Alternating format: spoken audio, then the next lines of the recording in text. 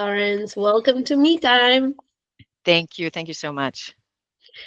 So, everyone, the 3 followers that I have on Substack, and the many, many, many more on LinkedIn, and all of the followers of Laurence, who has been doing this for maybe 4 years, if I'm not wrong. Looking at your LinkedIn, Laurence is the VP of Marketing, Global Marketing for Vestas, which is one of the leading wind energy companies in maybe the entire world, if not at least in Europe. And Laurence has a lot of knowledge around leadership and how to do it authentically. Also, in terms of thinking about leadership as a creative endeavor and not just following some very fixed set of rules, and also a bit about inclusivity, neurodiversity, and all the things a modern leader needs to take into account in terms of their leadership style.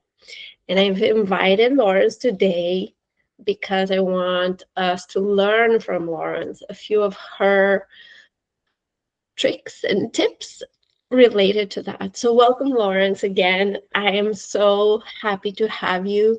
And I would love to hear, just to get us started, how come you started with creating content on LinkedIn and TikTok and things like that? Yes, thank you so much. Thank you for having me. Well, it's a bit of a coincidence or a funny story. So I during the pandemic in 2020, I got I felt very stressed, working from home and managing a team remotely, and I just felt unsure about my job and my identity. I also felt that my entire professional identity was tied to my current employer, and if I lost my job because of the pandemic, who was I? So I decided to get a coach, a business coach, and to basically work through my my stress related to my job and figure out who am I as a professional.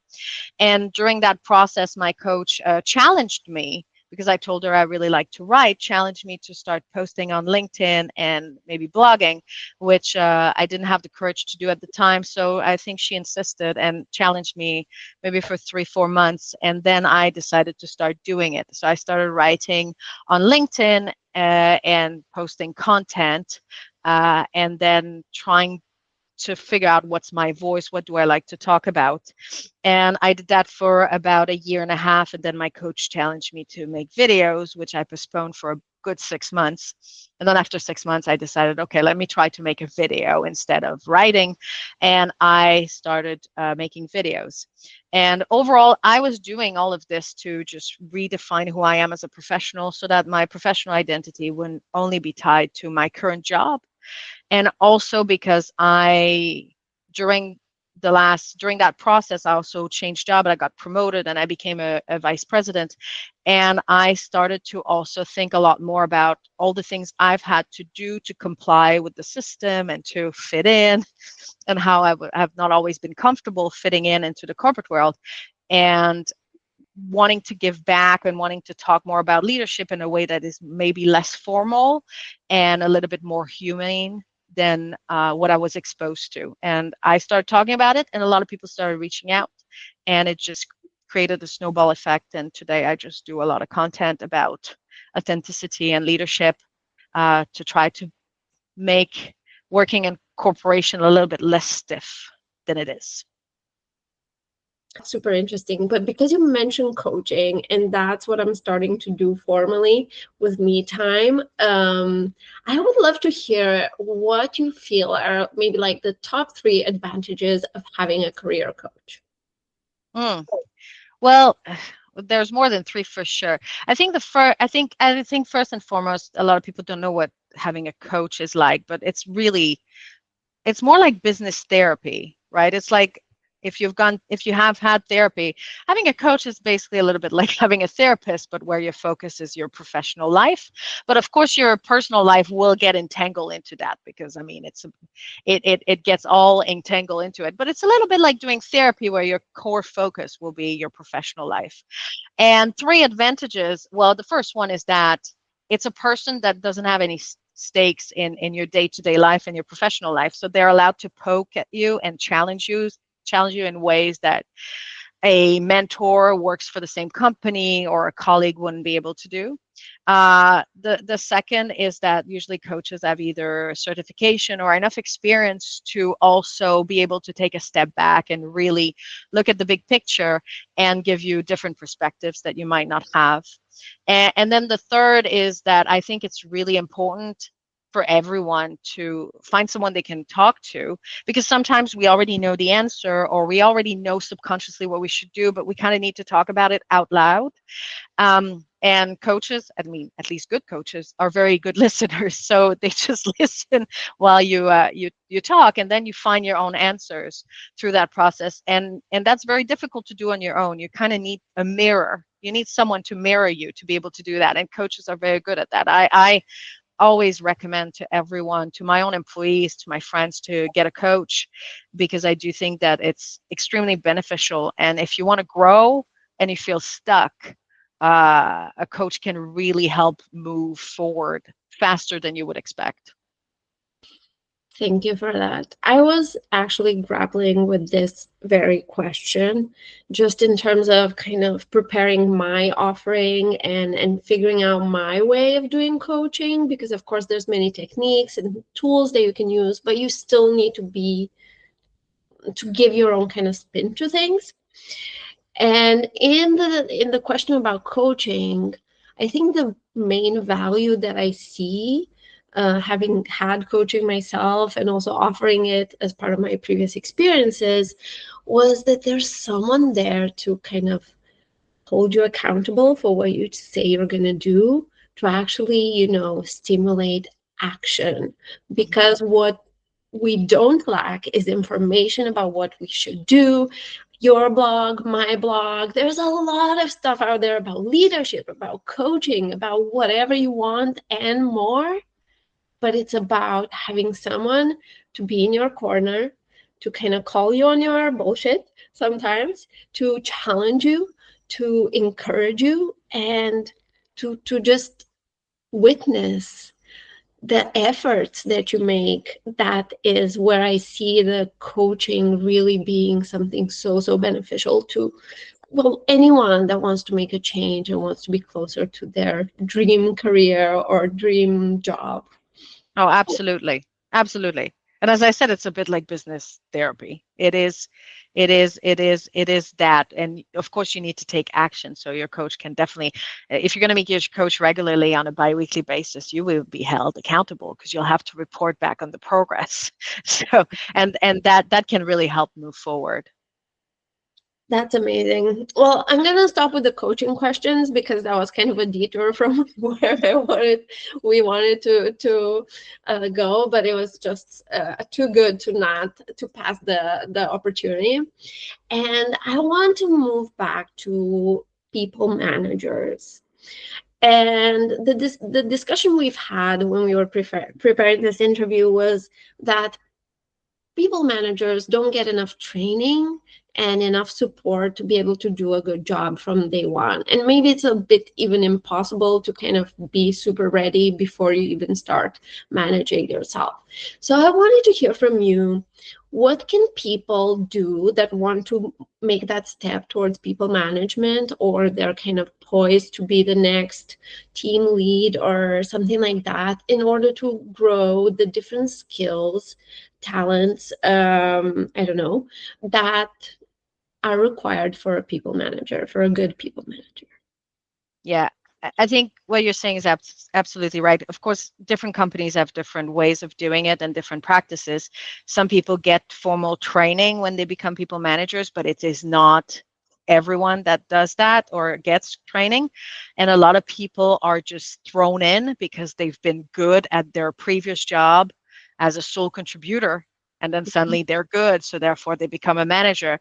And there's a huge difference between doing your own work and working with other people and managing people, and jumping into that arena without training, and even with a bit of training, is very difficult because you have to do it to learn how to do it. Um, And I'll just go back to the coach. Anyone listening who is entering people management, if you can convince your employer to give you a coach, that's a great way to make your transition easier. But if you don't get a coach, or even if you do get a coach, there's different things you can do. But I think the first and most important thing, and that's a mistake I made, is to first and foremost important thing is to not pretend you know everything, and to be honest with yourself that might be a steep learning curve. Um, and because even if you've really wanted to be a people manager for a long time, it is a steep learning curve, and we shouldn't pretend we know what we're doing when we have never done it. Um, and I think that's very scary, because a lot of us starting in that role will feel inadequate or inequipped to do it. And so how do you build credibility with your team if you have no idea what you're doing, right? So some people might fake it and try their best, but there are other ways to do that. And I think one of the best ways to become a people manager and build credibility is to be honest with yourself and with the team you're managing, and asking a lot of questions. A lot of people that you will be managing as a first-time people manager know what they're doing. They are doing their job, they know. And I think it's important to ask a lot of questions, to be willing to learn, and to show that you are learning and that you are listening, because that's how we build trust and credibility with our own employees, is by listening and by learning and showing curiosity, and showcasing to them that even though you might not know everything, you are interested in what they're doing, and you're interested in learning, and that your skill as a people manager do not need to be the same as their skill. You're, as a people manager, you need to guide the team, you need to make decisions, you need to see the big picture, whereas your employees might need to be really focused on specific tasks or specific subject or areas of expertise. And so the first thing one needs to do is ask questions, be curious, and listen, and showcase that to the employees. Yeah. I love that you ended with listen, because I recently saw this podcast or YouTube video, one of those, where they were talking about the fact that leaders, I think it was Nelson Mandela, and it was looking at his leadership style and how he's universally seen as a great leader by every nation out there. And when he was asked how did he manage to have such a universal ability to build trust and credibility, he said he learned it from his father, and his father was a tribal leader in South Africa. And what his father's approach to leadership was, one, that everyone would sit in a circle, so kind of that equality, nobody's beyond or above anyone else. And second was that he would speak last. And he would do that in order to encourage everyone to be heard and not put any type of value on what everyone else was saying, take in all the information, and only then speak their mind and make decisions after everyone had an opportunity to be heard. And I just wanted to kind of bring it up here, because I thought that was such a powerful way to kind of flip the switch and really create that trust and that environment where people really feel like they can say their mind, because they're the manager is an influential person in the group. And if the manager speaks from the beginning and says, I think this is what we should do, it's going to be very difficult for that person to be challenged, really challenged. And it's really such a small tweak to how you can lead that can make a huge difference.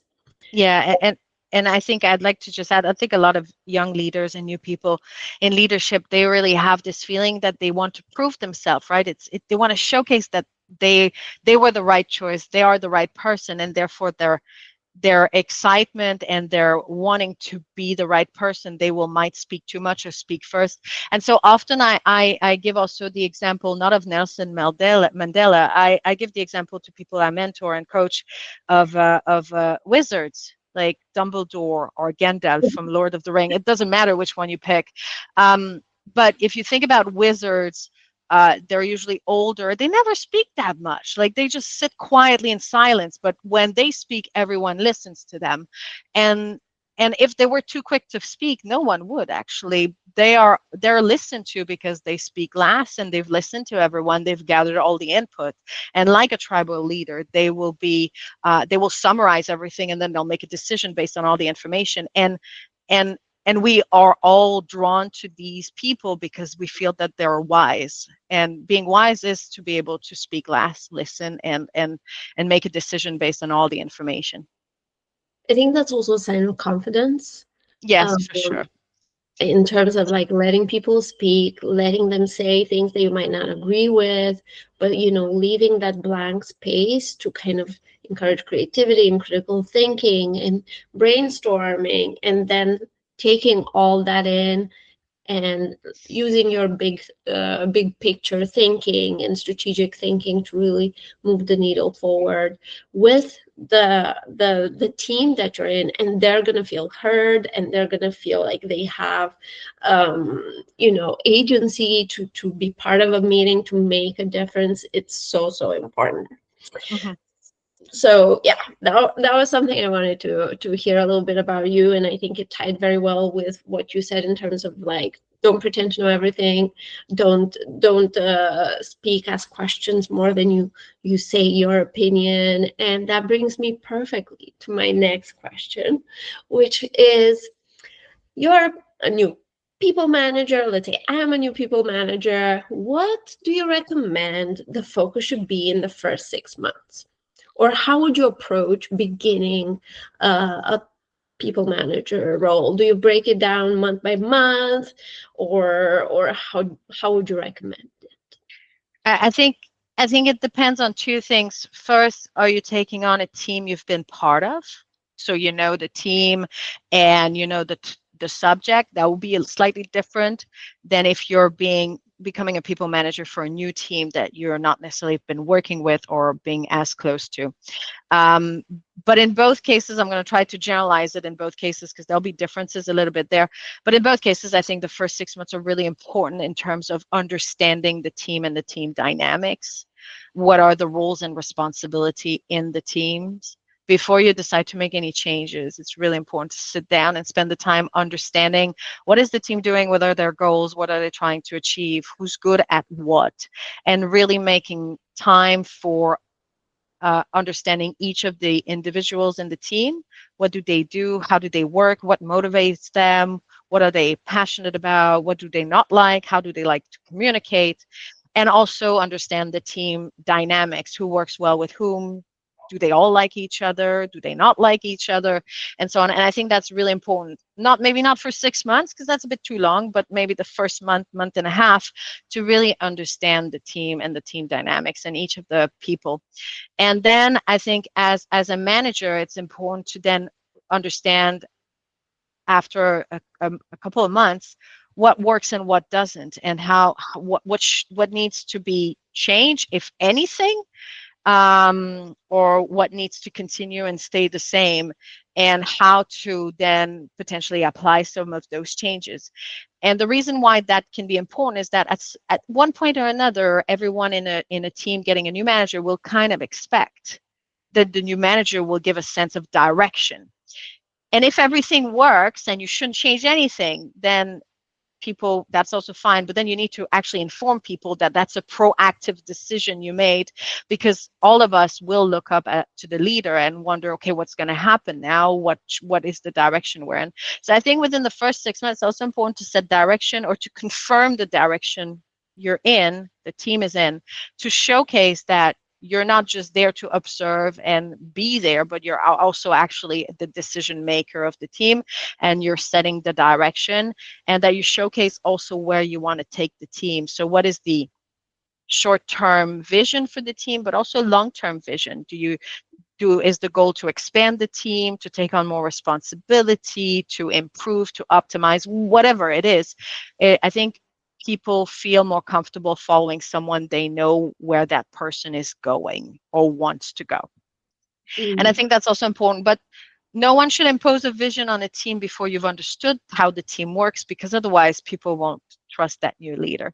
So it's important to first listen and understand, and then showcase the direction and the vision you have for the team, and also figure out where are the gaps and how to mitigate those gaps. If there are any gaps in the team, basically uh, expertise missing or anything, where are the gaps and can we mitigate them? And then the last thing I would recommend, and that's a very personal choice, is to be as transparent as possible and as authentic as possible about your own journey. And I know a lot of people are very scared, but I think it's really okay to tell your team, look, I've never done this before. We're in this together. If you have any feedback, you're welcome to give it to me. These are my thoughts. This is what I've been reflecting upon. I'm more than happy to hear your thoughts. Just because people find it relatable when people are open and authentic, and it also creates better communication and more trust. Of course, it's scary because it's also telling people you don't know what you're doing, but otherwise you're just pretending you know anyway. And in my experience, telling people you don't know what you're doing is scary, but it's actually an opportunity for trust and for a feedback loop that is 360. I think also something that really builds trust, and it's counterintuitive, is admitting to having messed up in the past, the lessons you've learned through failure, and bringing that conversation up to the team. And I feel like you've touched upon it indirectly, and I would like to hear kind of your thoughts on that and authenticity, which was, anyways, what I wanted to ask about. I think admitting past mistake or even current mistakes is really important, because first it creates a safe environment where people feel that it's okay to make a mistake and talk about it, and that you don't have to be embarrassed or ashamed. It happens. And I think it's really important for managers to bring that up. I think it's also really important for managers, and there's a sentence I use often with my team, is to say, when presented to new information, I'm allowed to change my mind.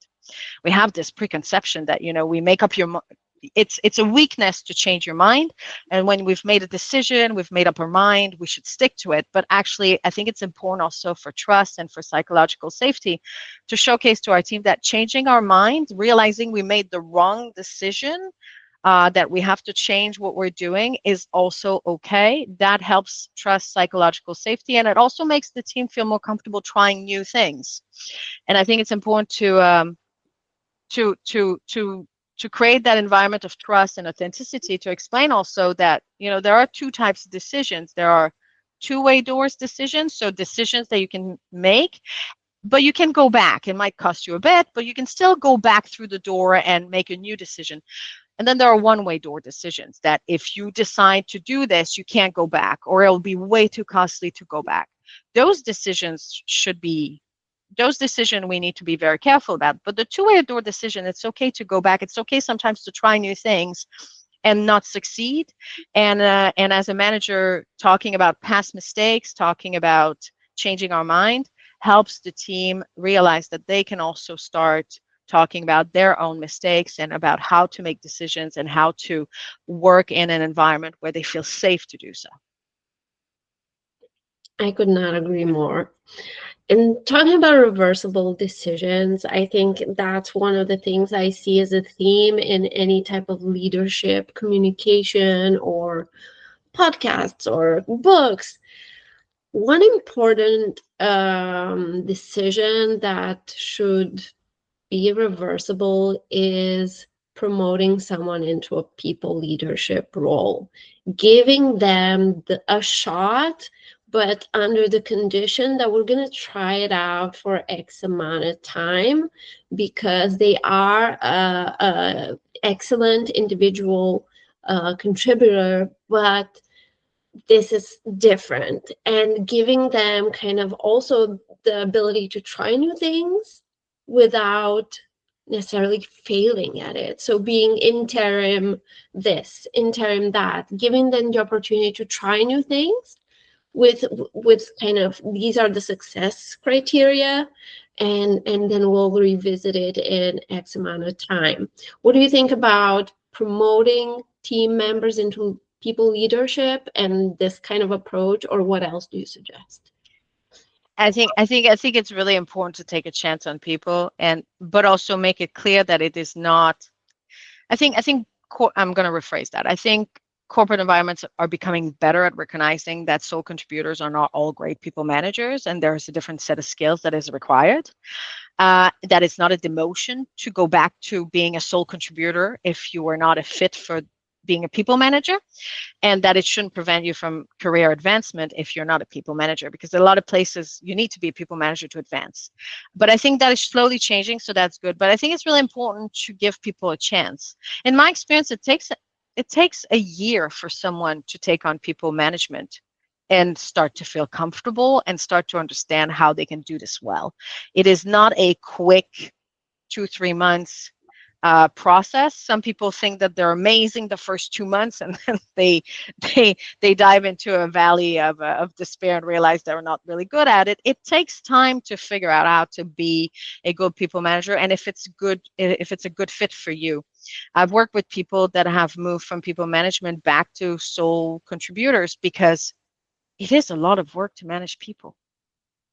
It is not just about making decisions. It's a lot about people's feelings and their emotions, and spending a lot of time listening to how people navigate conflicts and decisions at work, and what they're comfortable with, what they're not comfortable with. People management is a lot about emotions and feelings, more than what you would expect, especially when you do it at middle management level. And that's not for everyone. Some people just want to work. They don't want to hear about people's, you know, conflict with other people.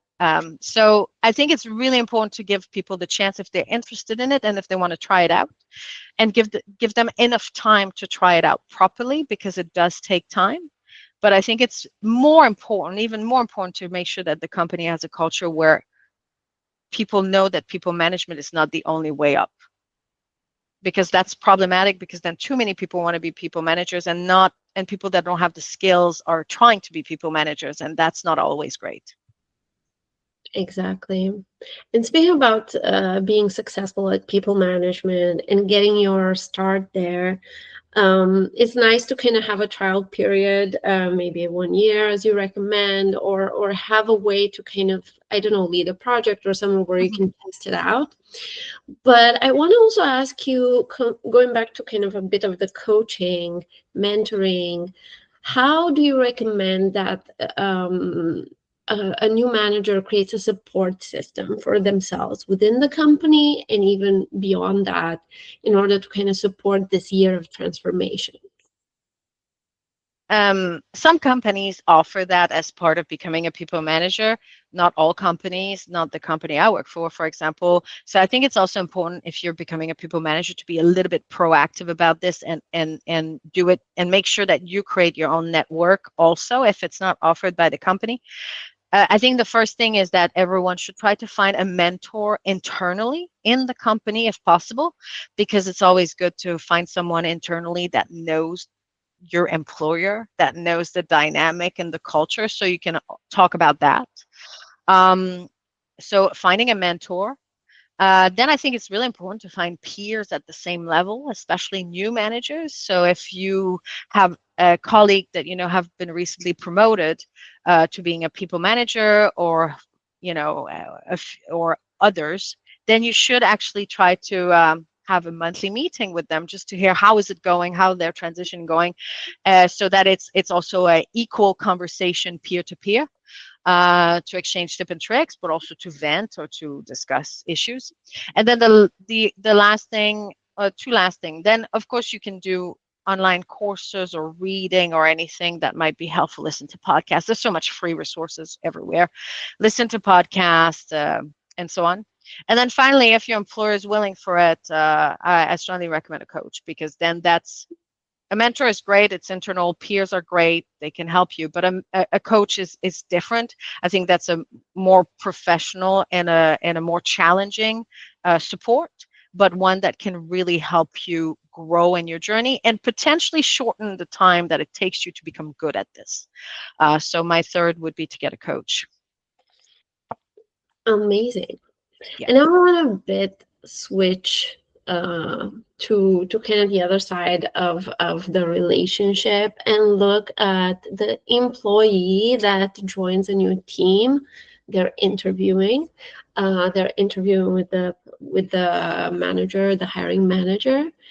And what do you recommend one does to really make sure that there's a fit between who you are as a person and the team you're joining and the manager you're getting? Because one of the most influential people in a person's career is their manager. And I feel like it's such a challenge to really get a good read of someone from one or two interviews or however many interviews.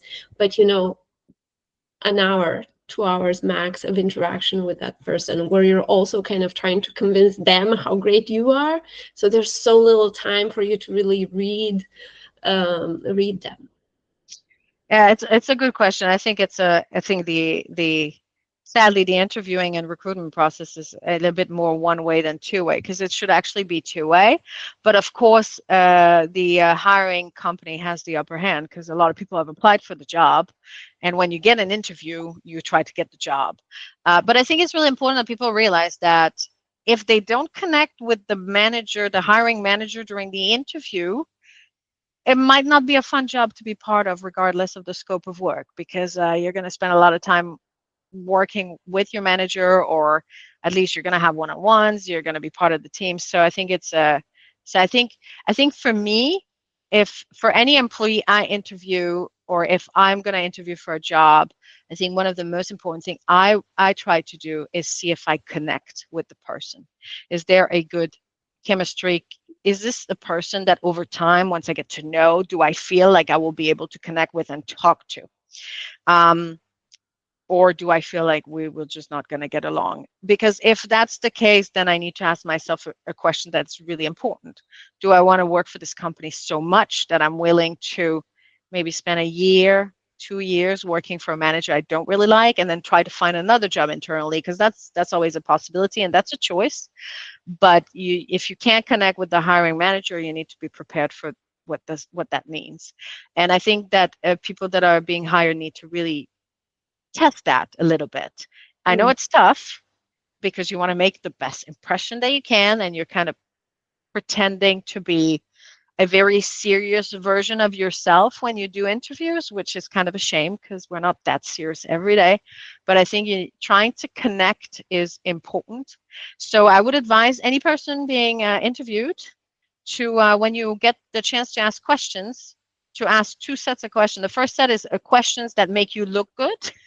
So question about the company that make you look good, questions about the job that make you look smart, interested, really talented, so that you convince the person on hiring you. And the second set, you know, asking about vacation is fine and company culture is fine, but I would dare people to ask more questions about directly to the hiring manager to test the compatibility of personality.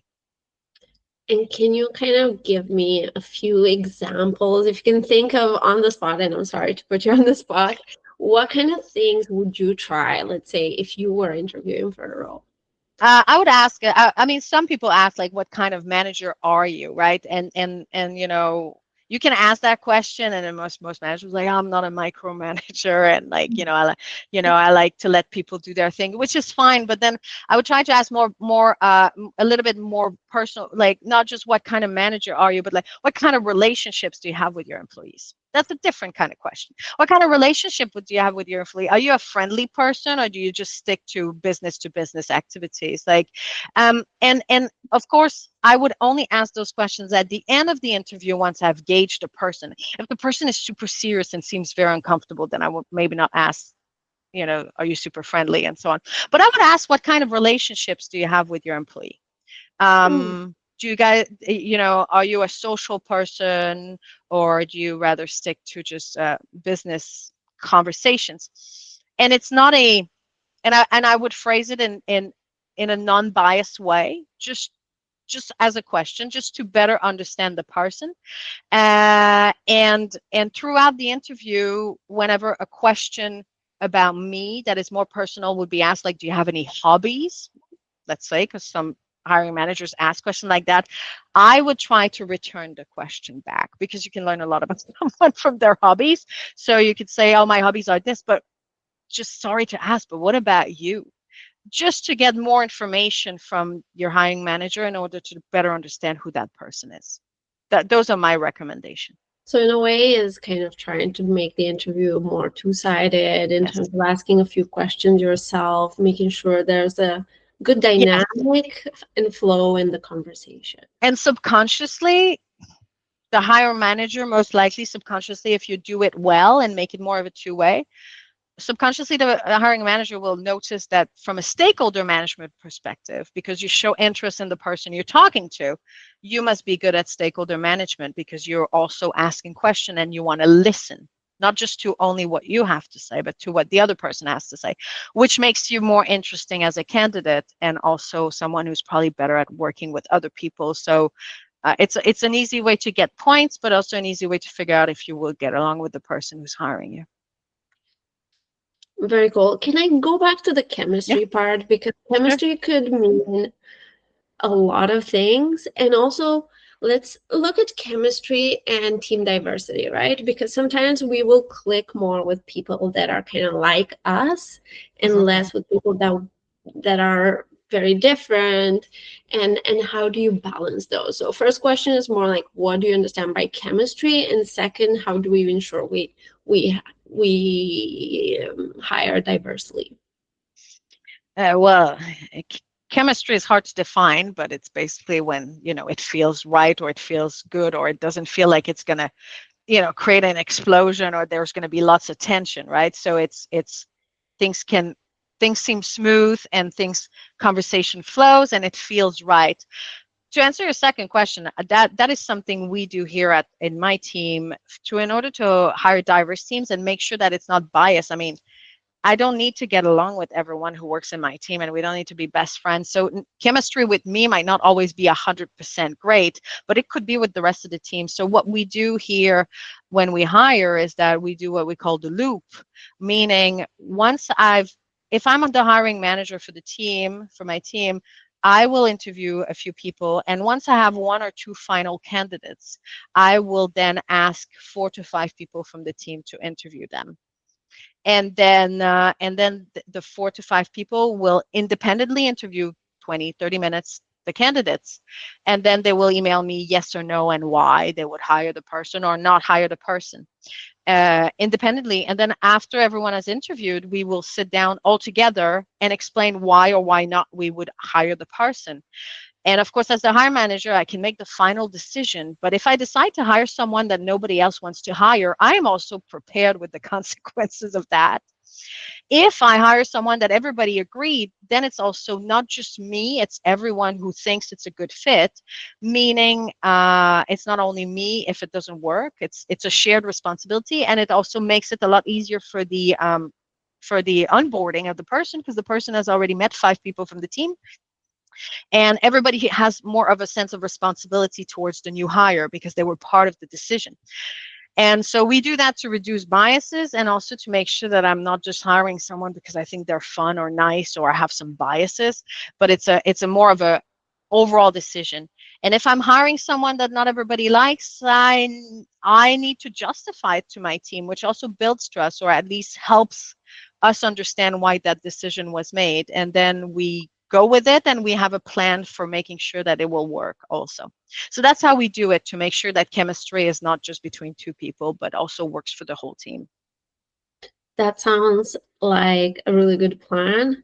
I also feel like a lot of employers are kind of scared to do too many steps in the interview process.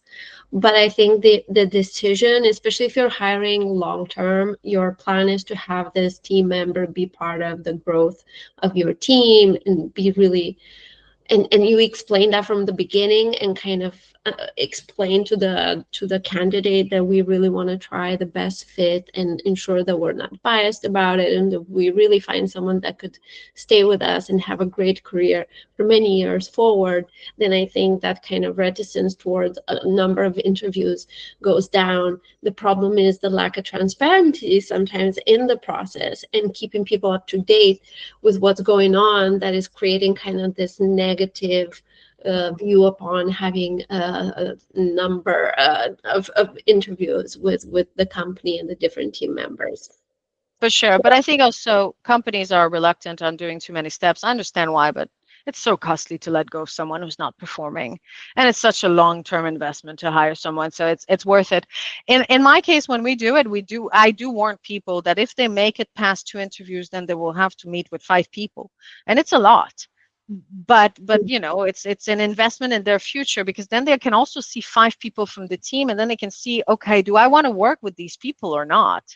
And it's an investment for everyone. And if it turns out they don't want to work with us because they don't like the people in the team, then at least they know before they got the job, right? Yeah. For my last role, I actually asked for a trial period where I come and sit with the team for a week to see if we're going to click or not. And it was really so great, and also kind of out of the box thinking. But because I only spoke to the hiring manager, I didn't know any of the team, and I had to really work together with a lot of them. I proposed that, and I was really pleasantly surprised that they were up for it. And we did this trial week. And after knowing how we work together and the chemistry, we actually signed on the dotted line and had a great period of time together. But not many companies can offer that, because if you're very big, the structures are quite fixed. But I Yes. was kind of working with a startup, so in that sense, it's there's more flexibility and you can think outside of the box, and that's really amazing. So I have a tradition, almost a tradition. Well, this is the third interview I'm recording. A last question for the person I'm interviewing. So, Laurence, are you ready for my last question? Okay, I'm ready. Yes. What was the best career advice you've ever received, and why? That's a tough question on the spot. Let me think for about three No seconds. pressure. I can cut the waiting time. You can really think.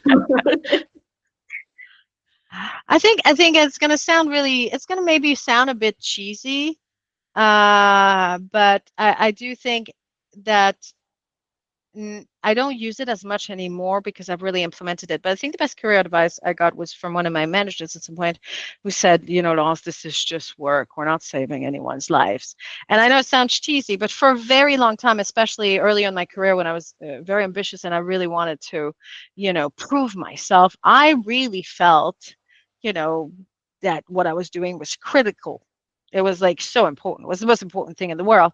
And at the end of the day, this is just a job, and I'm not saving anybody's life by doing marketing for a wind energy company. And that there is much more to life than just work.